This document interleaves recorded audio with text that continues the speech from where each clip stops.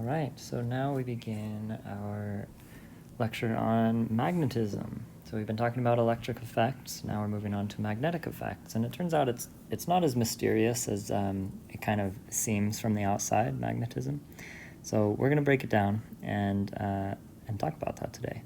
So we're going to talk about magnetism, magnetic field, yes, it has its own new field here, motion of charged particles in a magnetic field, magnetic force on a current-carrying conductor, and then force and torque on a current-carrying loop, or in other words, a circuit.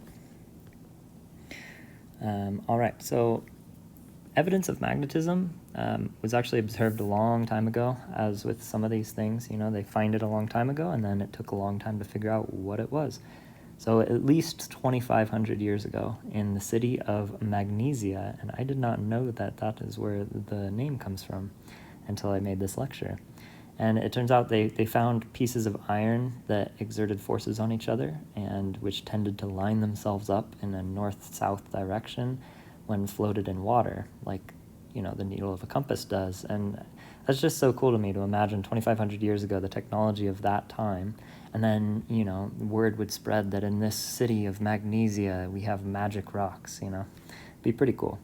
And so then it wasn't until the 1800s that the relationship between magnetism and moving charges began to be understood. I mean, 2,500 years ago in Magnesia, they didn't even have a concept of atoms or charges. So the Danish scientist Hans Ørsted observed a compass needle being deflected by a current in a wire that was nearby. I don't know that it was accidental or deliberate, but that's the thing that kind of sparked the whole discovery here. And then Andre Ampere observed similar effects in France, and shortly later Michael Faraday in England, and then Joseph Henry in the US discovered that a current can be induced in a loop of wire by moving a magnet nearby. So current being induced meaning current being created in a wire. So you move a magnet nearby a wire, which is just a long, skinny piece of metal, and you get charges moving in that metal, right? So that's pretty cool. Well, connected in a loop. The underlying theme of all these observations boils down to something actually very simple, right? And this is where we're going to demystify magnetism. There's a lot of memes and stuff about, you know, what even is magnetism. It's not as hard or, you know, mystifying as they may have thought back in the time of Magnesia. It has to do with moving charges. That's really it. So we've talked about all about electric fields and electric interactions, and we know that electric fields and electric interactions come down to two basic kind of concepts or you know, thought processes. So there's one, a distribution of electric charge, whether that be a single point charge or a collection of point charges, or some weird volume with some non-uniform distribution of charge, right, which we'd need deep calculus to figure out. We know that all these things are possible, they can exist. We can't necessarily handle all of them without calculus, but we know that those concepts exist. And so a distribution of electric charge at rest creates an electric field, and we denote that with a capital E, right, in the space around it, right? We're pretty familiar with this concept at this point. And then because of that electric field's existence, the electric field exerts a force, and we know what that is. I'm just going to bold this here. F equals Q times E, right? Or if it's a collection of charges, maybe Q and E, right? But I'll do it how it is in the notes. QE on any other charge Q that is in that field, right? So something that has charge, fundamental property of the universe, therefore creates an electric field, right? Just its existence means that there's an electric field around it. And then some other charge, this Q here, that's in that field experiences a force. So we're pretty familiar with that. Well, it turns out that for magnetic effect, it's kind of a similar deal, but with moving charges, right? So let me show you what I mean. So this is for electric phenomena, and I'll even I'll get wild with colors here so it doesn't all look monotonous. And then for magnetic, yeah, I'll use purple. Purple feels magnetic to me. I don't think I'm synesthetic, but for some reason purple feels magnetic to me. All right, so then insert type.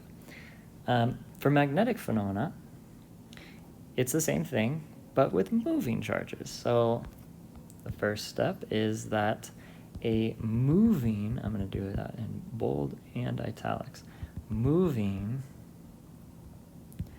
charge, in other words, current, right, creates a magnetic field, and we denote that with exactly the same thing as the boldface font is denoted by a capital B in the space around it. And I'm going to include this here, this magnetic field that's being created by a moving charge. It doesn't replace the fact that an electric charge is there, right? So it's not like once a charge starts moving, the electric field just blips out of existence. It's still there. It's still there. So this is in, and it's moving along with the charge, right? It's at any given moment, wherever that charge is, it has, you can like freeze frame and you can analyze what its electric field is. So this is in addition to its electric field. So a moving charge, or current, a collection of moving charges along a conductor in a loop perhaps, creates a magnetic field, which we denote with a B, in the space around it, right? So we know what this concept of a field is, and so now we just have a different kind of categorical field interaction that we're about to explore that's caused simply because of the way our universe works by a charge that moves. And then therefore, too, that magnetic field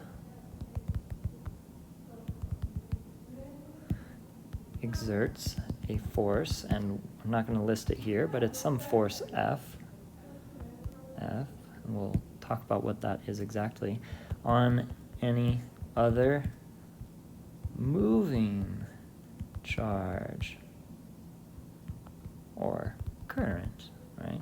Also, current is not any different thing from a moving charge, it's just lots of moving charges that is present in the field, the magnetic field specifically, right?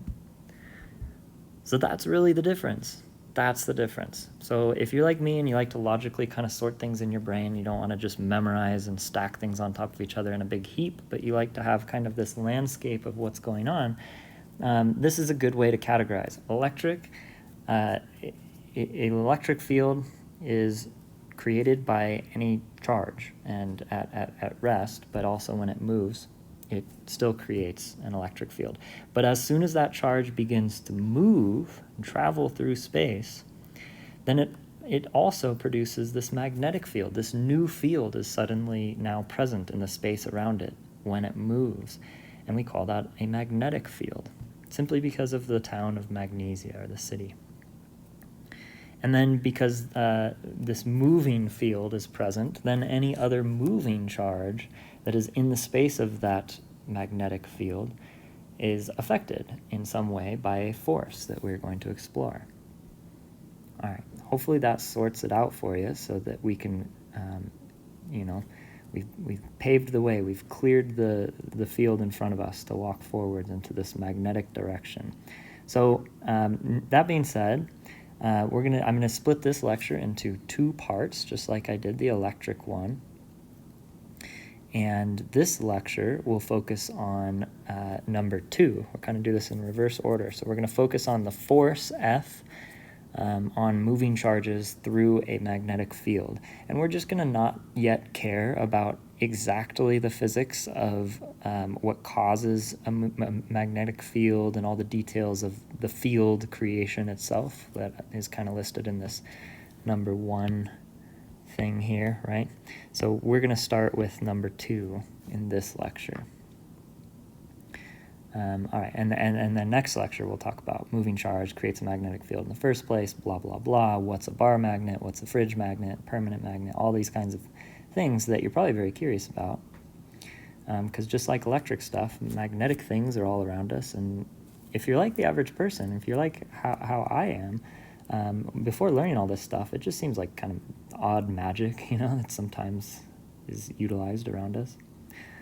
Okay, so for now, before we move on to the force, I'm going to introduce right off the bat the unit that we use to denote the magnetic field. That's really the extent as much as we're going towards talking about the magnetic field. So the unit, the SI unit specifically, is the Tesla. After Elon Musk, the inventor of electricity. Just kidding. It's after Nikola Tesla. You've probably heard his name. He's become more popular lately. And he was a prolific Serbian-American scientist, an inventor, and genius, and very, very interesting person. If you ever get the chance to read a biography on his life, very interesting stuff. So 1 Tesla, which is shortened to capital T, so 1 capital T is equal to 1 Newton per amp meter. Right, these are the units here. All right, so without further ado, let's talk about these forces here. So magnetic forces on moving charges.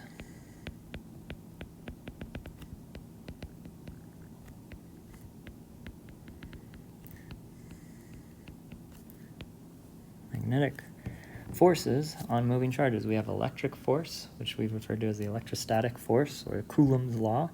And now we have a magnetic force, right? We've come a long way since our mechanics course where we were talking about pushes and pulls and tension, right? We're deep into this. So a charge Q, right? So we're going to say a charge Q, say this guy, moving with velocity V. I don't know if there's one that I usually use for velocity. I'll just use blue. In a magnetic field B, and I think I usually use magnetic field as green, right? Magnetic field B, and I'm going to do it down, just as an example, experiences a force F equal to, let's see, force F would actually be into the page in this case. So this guy moves into the page, if you can imagine that, equal to Q times V cross B. Another one of these vector multiplications, right? And so we can say QVB, oops, that was not a Q at all, QVB sine the angle between them. So in this little kind of example here, we have the B field, green vector, pointing straight down the page. And we have QV, right, the product of charge and velocity, moving to the right. And the direction of this force is given by the right-hand rule.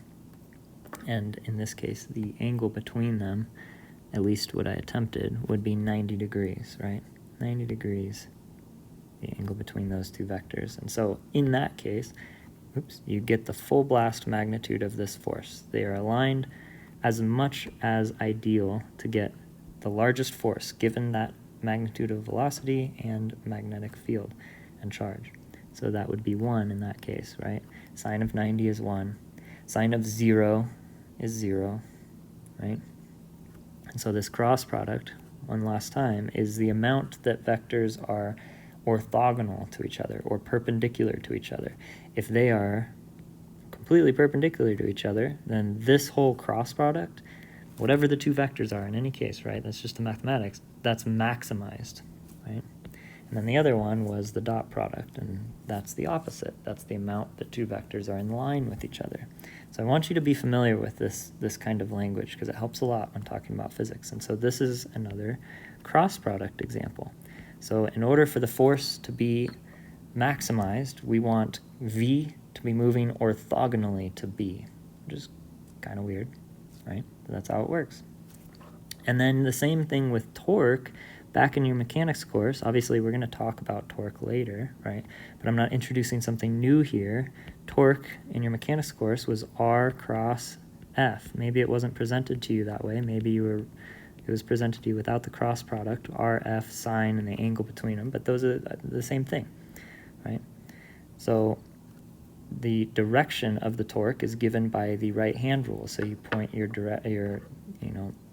fingers in the direction of R. Let's say R is like this, and F is like this. So you put your fingers in the direction of R, and then you curl them to F. And if you can be convinced that that is a right hand of some alien, then his thumb would be pointing into the page, right? So maybe you can think of it as this. That would be the direction of torque. R cross F, and your thumb sticking out, like giving a thumbs up, but a thumbs towards whatever direction the torque is, gives the direction. And so same thing here. So it's V cross B, and the result is the force, the magnetic force. And so we're going to put our fingers in the direction of V, right? So fingers, and then you're going to cross them or curl them to B, and your thumb would be left pointing into the page in the direction of F, right? 3D vectors, what the heck is this? If you've never seen this before, this is into the page. And this is out of the page. So it's a way of keeping your whole axes directly in line, so you don't have to draw some weird skewed thing like this, right? You don't have to be an artist and draw some kind of weird thing where you have to get the perspective and the depth and the shading right. You can just draw normal axes, and then this would be out of the page, would be that third one, into the page, directly into the page. The way to remember these 3D vectors are, this looks like if an arrow, right, and bow and arrow has a tip, and if you were to shoot that arrow, if it were going away from you, you'd see the back part of the arrow. So it's looking like it's going away from you, and that is into the page, which is away from you. Or if somebody was shooting the arrow directly at you, if the arrow was coming towards you, you'd see the tip.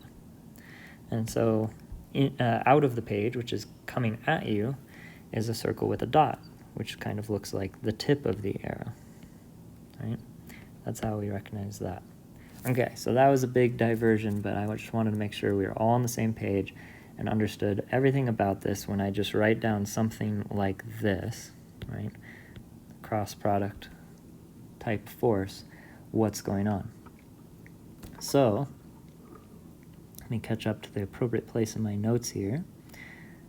So really there are 4 things that contribute to the magnetic force experienced by a moving charge. There's only 3 quantities, but the hidden 4th thing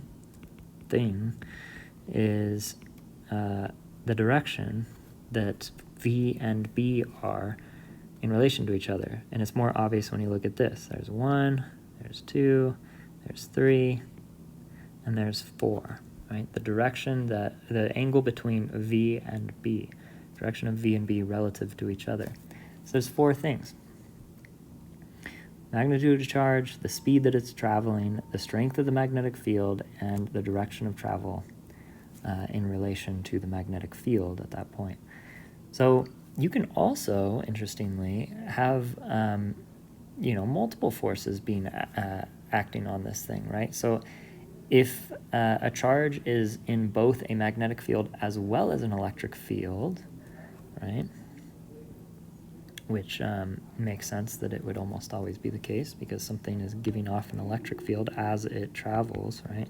So there's an electric field going around, right? And then it's traveling this way, and because of that, right, because of its traveling, it's still giving off this electric field, right?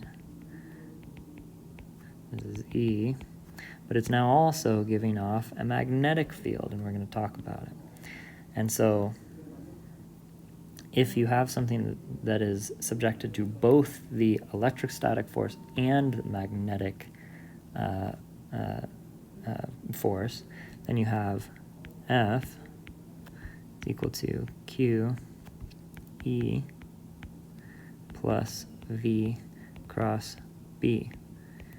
And this is no surprise because it's just, it's equivalent to QE, which we already knew is the electrostatic, one description of the electrostatic force in terms of the electric field, right? And then it's, the magnetic force. So it's just both of them added together, right? But this here is a nice putting them all together kind of thing. All right, hopefully that wasn't too windy of a journey, but we'll pick up in the next section talking about magnetic field.